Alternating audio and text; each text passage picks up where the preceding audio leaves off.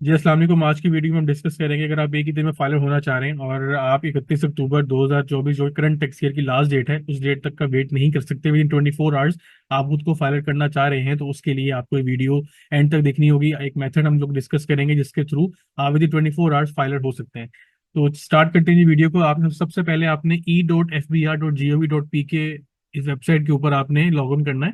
और आगे आपके पास दो ऑप्शन है, या तो आप अपना जो आईआरएस का लॉगिन आईडी पासवर्ड है वो एंटर करके लॉगिन कर सकते हैं। आई विल रिकमेंड कि जो ई पेमेंट की टाइप आ रही है, आप अपना कर्सर रखेंगे तो ये थर्ड ऑप्शन है इनकम टैक्स की, आप इस पे क्लिक करें। इस पे क्लिक करने के बाद आपने यहाँ पे सिलेक्ट ईयर में जाके 2023 सिलेक्ट करना है।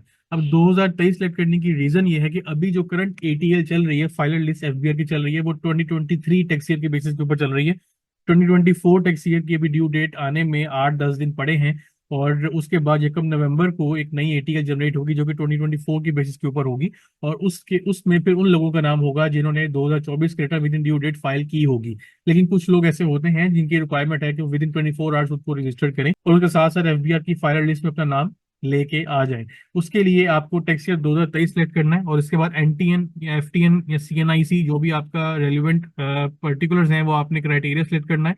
सीएनआईसी नंबर आप यहाँ एंटर करेंगे, press enter. CNIC number enter करने के बाद आपका ये नाम वगैरह सारी चीजें डिटेल आ जाएंगी। उसके पेमेंट नेचर पे जाके आपने सिलेक्ट करना है miscellaneous.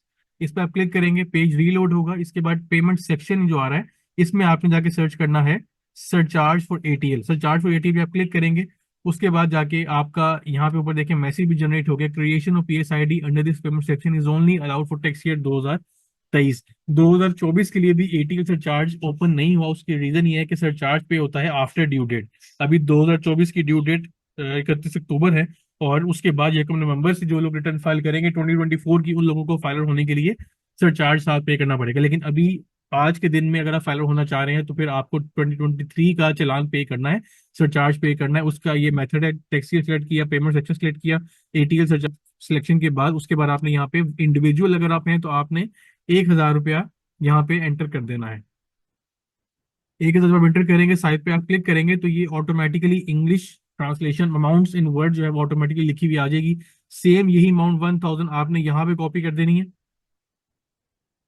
Payment method automatically ADC ई पेमेंट सिलेक्टेड है। इसका मतलब यह है कि आप ऑनलाइन पेमेंट कर सकते हैं थ्रू योर मोबाइल ऐप या किसी बैंकिंग चैनल के ऊपर जाके, बैंकिंग किसी भी ब्रांच के ऊपर विजिट करके ओवर द काउंटर एक आपको जो चालान भी जनरेट होगा वो आप लेके जाएंगे, तो आपकी पेमेंट आपके अकाउंट से या इन कैश फॉर्म में भी आप उसको जमा करवा सकते हैं।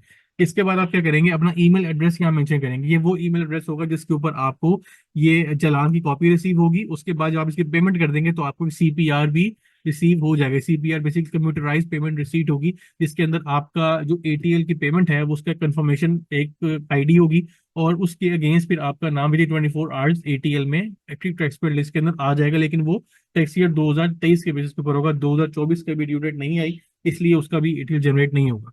यहाँ पे हम अपनी ईमेल एड्रेस मेंशन करेंगे। ईमेल एड्रेस लिखने के बाद आपने इस पे क्या करना है, नीचे स्क्रॉल डाउन करने के बाद आपने क्रिएट पे क्लिक करना है। क्रिएट पे जब क्लिक करेंगे तो आपको वो एक कंफर्मेशन के लिए फर्दर आपसे आइडेंटिफिकेशन मांगेगा कि आप एक दफा पेमेंट डिटेल्स जो है वो कंफर्म कर दें। उसके बाद आपकी पेमेंट आईडी जो है वो पीएसआईडी जनरेट हो जाएगी और वो यूज करते हुए फिर आप उसकी पेमेंट जनरेट कर सकते हैं। हाँ, मैं कंफर्म पे जब क्लिक करूंगा तो इसके बाद आगे अब यहाँ पे देखिए मेरे पास ये पीएसआईडी नंबर जनरेट हो गया। इस पीएसआईडी नंबर को मैं यहाँ से प्रिंट भी कर सकता हूँ। ये प्रिंट पे जब मैं क्लिक करूंगा तो एक पीडीएफ फाइल डाउनलोड हो जाएगी। इसको हम ओपन करके देखते हैं।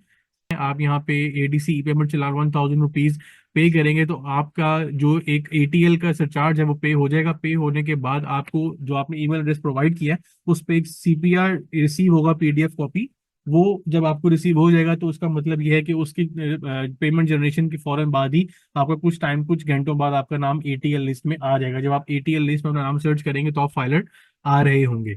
अच्छा, अब यहाँ पे कुछ मेथड्स हैं इसकी पेमेंट के, वो हम डिस्कस कर लेते हैं। आप वन बिल के ऑप्शन है आपके हर मोबाइल बैंकिंग जो ऐप है उसके अंदर, ये वन बिल पेमेंट की ऑप्शन होती है। वहां जाके आप वन बिल पेमेंट पे क्लिक करेंगे और उसके बाद इनवॉइस पेमेंट के थ्रू जो आपकी गवर्नमेंट की पेमेंट्स होती हैं उसको आप सिलेक्ट करके सबसे पहले आपने ये जो 6 डिजिट कोड है उसको आपने लिखना है अपने पेमेंट आईडी के अंदर, जो वन बिल पेमेंट में इनवॉइस पेमेंट के अंदर। उसके बाद जाके आप पीएसआईडी नंबर लिखेंगे और जब आप उसको सर्च करेंगे तो आपका 1,000 के नाम से आपकी एक पेमेंट चालान क्रिएट हुआ, उसको आप पे कर देंगे तो आपको सीपीआर जनरेट हो जाएगा। अब आपने अगर अपना नाम चेक करना है, आपका सीपीआर जनरेट हो गया है और आप देखना चाह रहे हैं कि आपका नाम फाइनल लिस्ट में आ गया है कि नहीं आया, उसके लिए आप फिर से जाएंगे वापस e.fbr.gov.pk। इसके बाद आप करेंगे search tax page, active tax paid पे आप क्लिक करेंगे, आगे लिखा हुआ है इनकम टैक्स। इसमें जब क्लिक करेंगे तो आगे यहाँ पे एक और वेरिफिकेशन का वो लिंक आ रहा है, इस पर जब क्लिक करोगे इसके बाद यहाँ पे जाके आईआरएस पे जाके आपको जब वो डायरेक्ट करेगा तो आप नीचे इसको स्क्रॉल डाउन करेंगे तो ये आपके पास ऑनलाइन वेरिफिकेशन और एक्टिव टैक्स पेड लिस्ट के ऑप्शन यहाँ पे मौजूद है इनकम टैक्स की। यहाँ पे आप सीएनआईसी नंबर अपना सेट करेंगे। पेमेंट ये आज की डेट में मैं चेक करना चाह रहा हूँ, और इसके बाद मैं ये सिक्योरिटी चेक जो कोड है ये मैं एंटर करूंगा, वेरीफाई पे क्लिक करूंगा तो ये आगे इन्फॉर्मेशन मेरी लोड हो जाएगी। अब यहाँ पे देखेंगे एक्टिव लिखा हुआ है, दैट मीन्स कि ये प्रोफाइल एक्टिव लिस्ट में शामिल है इन एफबीआर रिकॉर्ड। अगर आपके नाम के अगेंस्ट सीपीआर जनरेट होने के बाद यहाँ पे इनएक्टिव लिखा हुआ आ रहा है, दैट मीन्स कि अभी एफबीआर के रिकॉर्ड में अपडेट नहीं हुआ।